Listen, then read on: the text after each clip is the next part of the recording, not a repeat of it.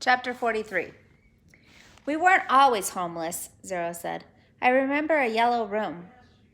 How old were you when you, Stanley started to ask, but he couldn't find the right words. Moved out. I don't know, it must have been real little because I don't remember too much. I don't remember moving out. I remember standing in my crib and my mother singing to me. She held my wrists and made my hands clap together, and she used to sing that song to me, the one you sang, although it was different, though. Zero spoke slowly, as if searching his brain for memories and clues. If only, if only. And then later, I know we lived on the street, but I don't know why we left the house. I'm pretty sure it was a house, not an apartment. I know my room was yellow. In the late afternoon, they were resting in the shadow of the thumb. They had spent the morning pickling onions and putting them in the sack. It didn't take long, but it was long enough so that they had to wait another day before heading down the mountain. They wanted to leave at the first hint of daylight so they'd have plenty of time to make it to Camp Green Lake before dark. Stanley wanted to make sure he could find the right hole, and then they would hide by it until everyone went to sleep. They would dig for as long as it seemed safe, not a second longer, and then, treasure or no treasure, they'd head up the dirt road. If it was absolutely safe, they'd try to steal some of the food and water from the camp kitchen. I'm good at sneaking in and out of places, Zero had said. Remember, Stanley had warned, the door to the rec room squeaks. Now he lay on his back, trying to save his strength for the long days ahead. He wondered what happened to Zero's parents, but he didn't ask.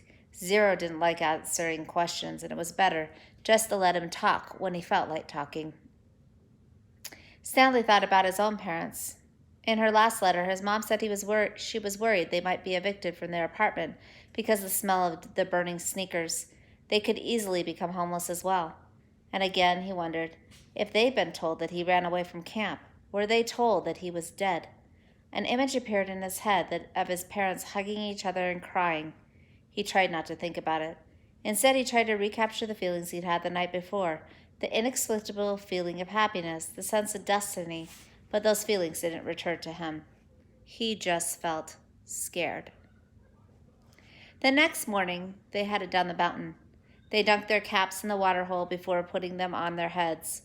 Zero held the shovel. Stanley carried the sack, which was crammed with onions and 3 jars of water. They left the pieces of the broken jar on the mountain.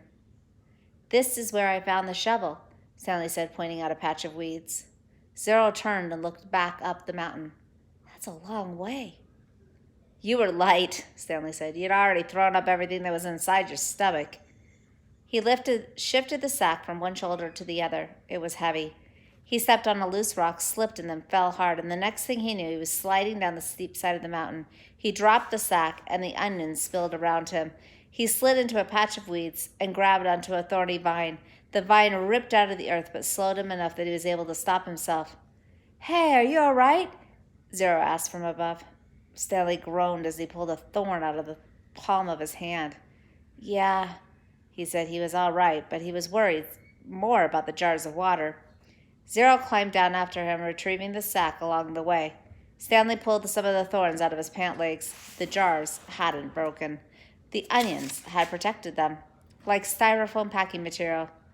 Glad you didn't do that when you were carrying me, Zero said. But he lost about a third of the onions, but recovered many of them.